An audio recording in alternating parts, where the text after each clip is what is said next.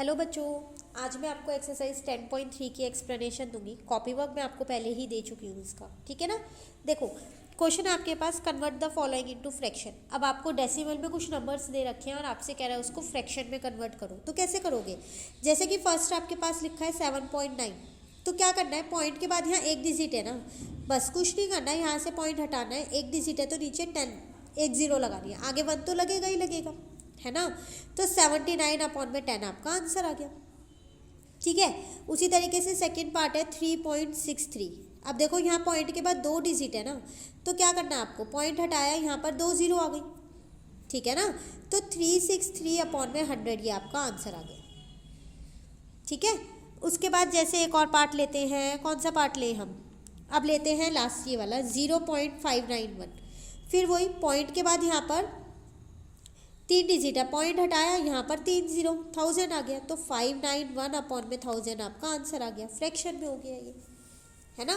तो आसान सा क्वेश्चन था, क्वेश्चन नंबर 1। क्वेश्चन नंबर 2 भी आसान है, उसमें आपसे क्या कह रहा है, convert the fraction into decimal. अब आपको फ्रैक्शन को डेसिमल में करना है, तो अब आप उसको कैसे करने वाले हो, तो देखो जैसे कि 11/10 है, एक जीरो है ना, तो पहले 11 लिखो, पीछे से एक डिजिट छोड़ो और पॉइंट लगा दो, बन गया ये डेसिमल में, ठीक है ना। उसी तरीके से अगर आपके पास 23/100 हो, तो 2 जीरो है ना, तो पीछे से काउंट करो, 2 डिजिट 1 2 और पॉइंट लगा दो, पॉइंट के आगे कुछ नहीं है तो जीरो लगा दो,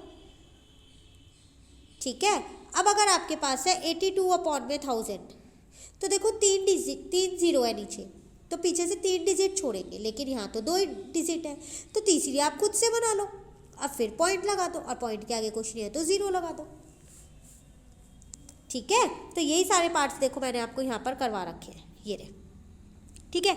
अब बात आती है इन पार्ट्स की जो ये फ्रैक्शन में दे रखे हैं, इनको कैसे करेंगे हम। तो देखो जैसे आपके पास यहाँ पर लिखा है 3/2/5, तो आपको ये कन्वर्ट करना तो आता ही है, इसको इससे मल्टीप्लाई करते हैं, 5 3 जा 15, और जो आंसर आता है ऊपर वाला प्लस करते हैं, तो 15 में 2 प्लस किया तो 17/5। अब आप इसको डेसिमल में कैसे कन्वर्ट करोगे, नीचे तो 5 है, अगर 10 100 1000 होता तो हम कर सकते थे, है ना। तो ऐसा करो, इसको 10 बना दो, फिर 2 यहाँ इंटू कर दो और 2 यहाँ इंटू कर दो, तो कितना हो गया 34/10 बन गया ना। अब एक जीरो है ना, एक डिजिट छोड़ी पीछे से और पॉइंट लगा दिया, तो 3.4 आपका आंसर आ गया, ठीक है। तो ये था आपके पास क्वेश्चन नंबर 2, बहुत छोटी सी एक्सरसाइज थी, तो इसकी एक्सप्लेनेशन यहीं पर ही खत्म होती है 10.3 की। अब हम नेक्स्ट क्लास में 10.4 समझेंगे, ठीक है। Thank you.